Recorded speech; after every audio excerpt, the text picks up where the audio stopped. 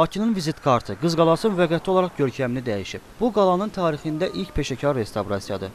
Belə davam olunarsa, bir neçə müddətdən sonra divarlar artıq dağılmağa başlayacaq. Muzey konservasiya işlərini aparacaq. Təbii ki, müəyyən dəyişikliklər olmalıdır, onsuz ola bilməz.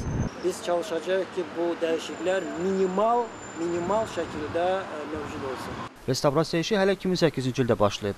Qalanın səthindən götürülən nümunələr Almaniya və Avstriyada müayinə edildikdən sonra bərpa işi üçün xüsusi texnologiya və materiallar hazırlanıb və işlər həmin üsulla aparılır.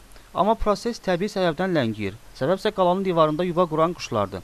Bərpa qrupu məhz bu səbəbdən bala quşların qanad açıb uçmasını gözləyir. 1000 ildən çox yaşı olan bu tikili üçün bərpa çox zəruri xarakter daşıyır. Çünki bu qədim tikili göz görə ovulur.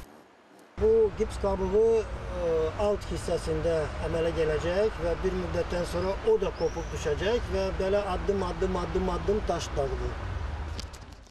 Özünüz müşahidə elə bilərsiniz ki, tamamilə dağılmış şəraitindədir və bu dağıntılar nəticəsində də su, yağışlar, qar, dolu olanda su girir sətkin, yəni divarın içinə və öz növbəsinə növbəti dağıntılar yaradır. Bərpa qrupunun sərbəst hərəkətini təmin etmək üçün qalaya xüsusi lif bərkidilib. 500 kiloqram yük qaldırmaq imkanı olan ağıllı qurğu işçilərin təhlükəsizliyini də nəzərə alır. Tam bərpanın 2013-cü ildə yekunlaşması gözlənilir, amma qarşıda yüzlərlə turisti Azərbaycana gətirəcək Avroviziya müsabiqəsi var və tarixi şəhər ən gözəl abidəsini xarici qonaqlara təqdim etməyə bilməz. Bu konfors hissəsi və arxa şimal tərəfini biz gələn ilin mayın axırına kimi bu sahəni işləyib qutaracağıq.